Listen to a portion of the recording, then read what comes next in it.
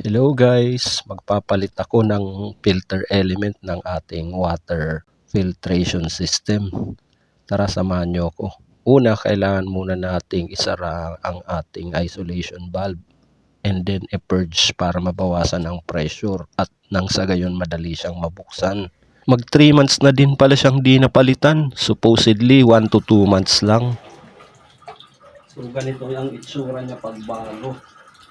So hugasan na natin guys tong filter element housing bago natin ibalik yung filter element. Normal dishwashing liquid lang ginagamit dito. Okay na siya. Ito pala guys ang mga filter element na gagamitin natin as replacement. 5 at 1 micron filter element. So ang gagamitin natin itong 5 micron dun sa unang stage.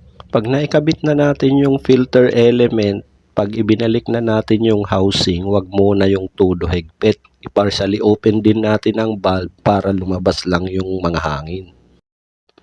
Ulitin lang natin yung steps na ginawa natin sa una dito sa second stage. Importante siyang linisin maigi bago ibalik. At ito naman ang filter element na gagamitin natin sa second stage, 1 micron filter. Mapapansin nyo, hindi siya ganun karumi yung pinalitan kasi maliit na parts din ang nakakatagos dyan.